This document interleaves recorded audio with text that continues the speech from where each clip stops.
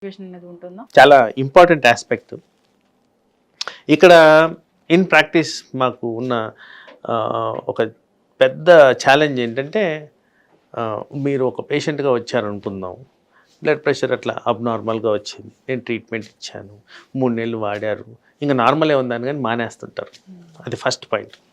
ఆ మానేసినప్పుడు ఏమవుతుందంటే ప్రెషర్ కుక్కర్కి ఆ ప్రెషర్ తీయకుండా లిడ్ ఓపెన్ చేసినట్టు ఇంపాక్ట్ బాగా ఎక్కువ ఉంటుంది బాడీ మీద. ఎందుకంటే సడన్గా బ్లడ్ ప్రెషర్ పెరిగిపోద్ది. అది number 1. Number 2, okay blood pressure diagnose చేశారు, నేను చెప్పినట్టు రివర్సిబుల్ ఫ్యాక్టర్, న్యాచురల్గా తగ్గించుకునే ప్రాసెస్లో ఉన్నారు, బట్ ఒక పర్టికులర్ ఫంక్షన్ అటెండ్ అవ్వడము, ఆర్ జిమ్ యాక్టివిటీ అటెండ్ అవ్వడము, or emotional disturbance, fighting something జరిగింది. ఆ జరిగినప్పుడు ఏమవుతుందంటే ఈ ఎమోషన్స్ కారణంగా విపరీతమైన బ్లడ్ ప్రెషర్ సడన్గా పెరిగేదానికి ఆస్కారం ఉంది. కానీ అక్కడ మనం దాన్ని ముందు నుంచి అదుపులో ఉంచుంటే ఈ అనార్థానికి దారి తీయకుండా, అంటే తరచుగా మనం ఫ్రీక్వెంట్గా చూస్తున్నాం, జిమ్లో యాక్టివిటీ చేస్తూ కొలాప్స్ అయిపోయారు, ఈయనకి హార్ట్ అటాక్. అందరికీ హార్ట్ అటాక్ వచ్చిందని చెప్తున్నారే కానీ దానికి అసలు మెయిన్ రీజన్ ఏంటి, హార్ట్ అటాక్ రాకముందు ఏం జరిగింది అనేది ఎక్కడ మనం దాన్ని ఎస్టాబ్లిష్ చేయడం కూడా కష్టమే. అంటే జనరల్గా హార్ట్ అటాక్ వచ్చిందంటే డాన్స్ చేస్తున్నప్పుడు, అంటే బాగా ఫిజికల్ యాక్టివిటీ చేస్తున్నప్పుడే వస్తుందనే కదా డాక్టర్ గారు, అంటే బీపీ పెరిగినట్టు మోస్ట్ లైక్లీ అది ఉంటుంది. కానీ సరిగ్గా చేసుకొని దాన్ని క్లారిటీగా ఎస్టాబ్లిష్ చేయడం అనేది జరగట్లేదు కాబట్టి బీపీని అంత ఎక్కువగా మనం హైలైట్ చేయలేకపోతున్నాం. వాస్తవానికి any brain attack, heart attack most common reason దీనికి సంబంధించి డయాబెటీస్ కానీ, బ్లడ్ ప్రెషర్ కానీ, హై కొలెస్ట్రాల్ కానీ, ఇవే ఉంటాయి కారణాలు. సో అందుకోసం one of the important component అక్కడ బ్లడ్ ప్రెషర్ కాబట్టి దాని మీద ఎక్కువ ఫోకస్ చేయాలి, దాని మీద ఎక్కువ ఇంపార్టెన్స్ ఇవ్వాలి. స్లైట్ డీవియేషన్స్ ఉన్నా కానీ ఏముందిలే అనేది కాకుండా దాన్ని ప్రాపర్గా అసెస్ చేసుకొని న్యాచురల్ పద్ధతుల్లోనే కూడా మనం తగ్గించుకునే విధంగా దాన్ని చేసుకోవచ్చు. అయితే డాక్టర్ గారు, ఇప్పుడు బాగా బీపీ పెరిగిపోతే హార్ట్ అటాక్ కానీ బ్రెయిన్ కి సంబంధించిన ఇష్యూ కానీ వస్తుందా? అంటే ఇంకా చాలా అనాథాలు ఉన్నాయి. బేసిక్లీ టాప్ టు బాటమ్ తీసుకుంటే బ్లడ్ ప్రెషర్ మూలన డైరెక్ట్గా ఎఫెక్ట్ అయ్యేది ఏంటి, కళ్ళు. సో హైపర్ టెన్సివ్ రెటినోపతి అంటాం, దాంట్లో చాలా రకాలు ఉన్నాయి. తర్వాత బ్రెయిన్ స్ట్రోక్స్ రావడం, ఈ డిమెన్షియా రావడం, వివిధ రకాల బ్రెయిన్ స్ట్రక్చరల్ అబ్నార్మాలిటీస్ రావడం, ఇలాంటివన్నీ జరుగుతాయి. అలాగే హార్ట్ మీద heart failure, heart arrhythmias, heart functionality కోల్పోవడం, ఇలాంటివన్నీ, లెఫ్ట్ వెంట్రుకులర్ హైపర్ట్రోఫీ, చాలా ఉన్నాయి. హార్ట్ మీద కూడా వివిధ రకాల అబ్నార్మల్ థింగ్స్ జరుగుతాయి. అలాగే ఇంకా కొద్ది కిందకు వస్తే కిడ్నీస్ మీద చాలా సాధారణంగా కిడ్నీకి బ్లడ్ ప్రెషర్కి కనెక్షన్ ఉంటుంది. ఎందుకంటే రెగ్యులేషన్ అంతా అవి రెండు కనెక్టెడ్ ఉంటుంది. సో అబ్నార్మల్ బ్లడ్ ప్రెషర్ కారణంగా కిడ్నీ మీద ఒత్తిడి వచ్చి కిడ్నీ ఫెయిల్యూర్కి దారి తీయడం, డయాలసిస్కి దారి తీయడం, ట్రాన్స్ప్లాంట్కి దారి తీయడం, ఇలాంటివన్నీ జరుగుతాయి. ఇవి majority of the abnormal things. But మైనర్గా కూడా ప్రతి బ్లడ్ వెజల్లో ఈ ప్రెషర్ ఎఫెక్ట్స్ వల్ల కాస్త మనం వినుంటాం అథెరోస్క్లిరోసిస్, అంటే ఆ బ్లడ్ వెజల్లో సప్లై అయ్యే బ్లడ్ వాల్యూమ్ తగ్గిపోవడం, స్టిఫ్నెస్ పెరగడం. సో ఇలాంటి చాలా అబ్నార్మాలిటీస్ బ్లడ్ ప్రెషర్ మూలాన మన బాడీలో జరుగుతాయి. బీపీ టాబ్లెట్ వేసుకుంటూ కూడా బీపీని కంట్రోల్ చేసుకొని పూర్తిగా రివర్స్ చేసుకునే అవకాశం కూడా ఉంటుందా డాక్టర్ గారు? అంటే ఇక్కడ నేను ఫస్ట్ చెప్పిన విధంగా ప్రైమరీ ఆరిజిన్ ఆఫ్ బీపీ ఎక్కడి నుంచి వచ్చింది. సో బీపీ కాంపనెంట్స్లో ఫస్ట్ మనం అనుకుందాం, నిద్ర సమంగా పోనందుకు వచ్చింది అనుకుందాం. మరి నిద్ర సమంగా అయిందా లేదా అనేది చూసుకోవాలి. అది ఒక్క కారణమా కాదా అని చూసుకోవాలి. సాధారణంగా ఎలా ఉంటుంది, నిద్ర సరిగ్గా పోనందుకు జనరల్గా ఊబకాయం అనేది ఒక కామన్ సైడ్ ఎఫెక్ట్. మరి ఊబకాయం వచ్చినప్పుడు కొలెస్ట్రాల్స్ పెరుగుతాయి. సో ఇట్లా వాట్ ఈస్ దేర్, ఆ పర్సన్లో ఏ కారణాల వల్ల బీపీలు ఎస్టాబ్లిష్ అయ్యేది చూసుకోవడం ఇంపార్టెంట్.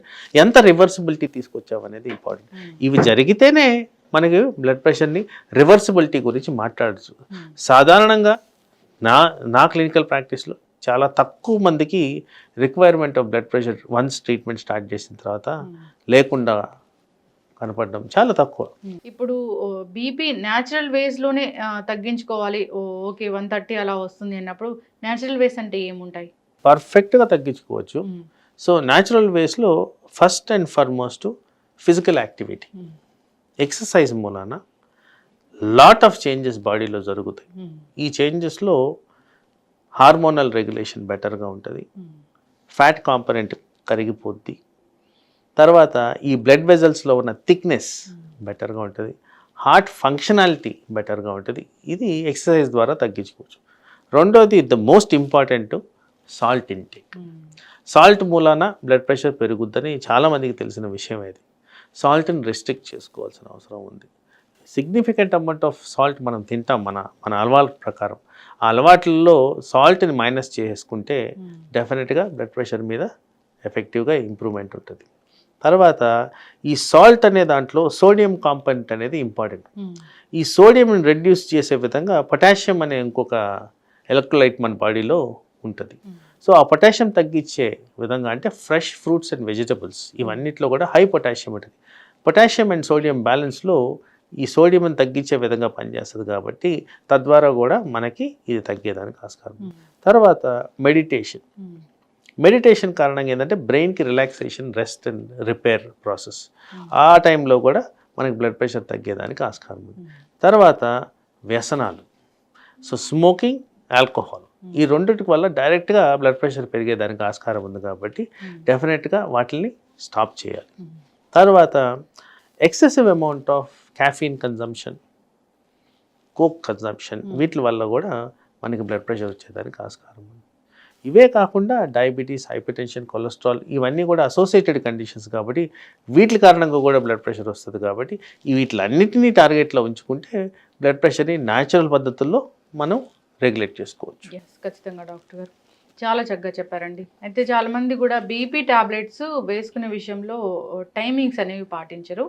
సో జాగ్రత్తలు అంటే ఏం చెప్తారు? సో అగైన్ టైమింగ్స్ పాటించడం టాబ్లెట్స్ గురించి అంటే ఇది వరకు ఉన్న ప్రీవియస్ కాన్సెప్ట్ బీపీ టాబ్లెట్స్ అన్ని డే టైం వేసుకుంటే సరిపోద్ది అనేవాళ్ళం. ఎక్కడైతే డయాబెటీస్లో ఈ డివైసెస్ వాడి మేము షుగర్ కంట్రోల్ని ఎలా తీసుకొస్తున్నామో ఈవెన్ బ్లడ్ ప్రెషర్లో కూడా ఈ డివైసెస్ వాడడం జరుగుతుంది.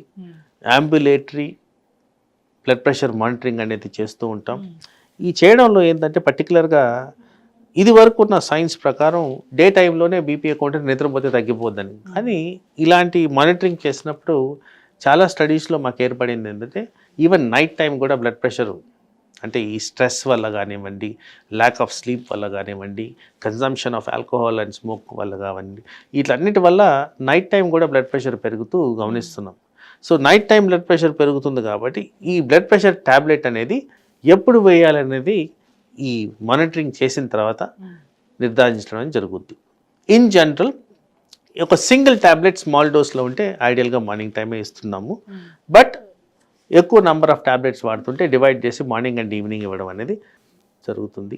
అది కూడా చాలామందికి ఏంటంటే బ్రేక్ఫాస్ట్ టైంకి తినకపోవడం, ఆ టైం కోసం లేట్గా ట్యాబ్లెట్ వేసుకోవడం, ఇలాంటివన్నీ కూడా గమనిస్తుంటాం. కానీ డాక్టర్ ఏ టైంకి అయితే సూచిస్తారో ఆ టైం ప్రకారం అదే విధంగా ఆ ట్యాబ్లెట్ వేసుకుంటే డెఫినెట్లీ బెనిఫిషియల్ ఎఫెక్ట్స్ బెటర్గా ఉంటాయి. ఇప్పుడు మీరు చెప్పినట్లుగా డివైస్ అనేది బీపీ వస్తుందేమోనని భయపడే వాళ్ళు కూడా దాన్ని మీ దగ్గరకు వచ్చినప్పుడు అడ్వైస్ చేయడం జరుగుతుంది. ఎవరికైనా పెట్టుకోవచ్చు. It's a simple device. Tablets వాడే వాళ్ళు కూడా ఎవరికైనా కంట్రోల్ ఎలా ఉంది చూసుకోవడానికి కూడా పెట్టుకోవచ్చు. అంటే టాబ్లెట్స్ వాడుతూ దాన్ని యూజ్ చేయాలి డాక్టర్ గారు? ఇప్పుడు ఆ డివైస్ అనేది ఏంటి, ఒక చిన్న టేప్ రికార్డర్ లాగా ఉంటుంది, బాడీ మీద ఫిక్స్ చేస్తారు. ఈ ఆమ్కి మనం మామూలుగా బ్లడ్ ప్రెషర్ చుట్టినట్టే చుడతారు. ప్రతి గంటకో ప్రతి అర్ధ గంటకో బ్లడ్ ప్రెషర్ మానిటర్ చేస్తుంది. మనం వాడుతున్న మందు సరిపోతుందా లేదా అనేది కూడా నిర్ధారించుకోవచ్చు. మనకు నిజంగా అబ్నార్మల్ బీపీ ఉందా లేదా, ఏ టైంలో ఉంది అది కూడా నిర్ధారించుకోవచ్చు. Required amount of targets reach అవుతున్నారా లేదా, ఈ డివైస్ ద్వారా ఇవన్నీ కూడా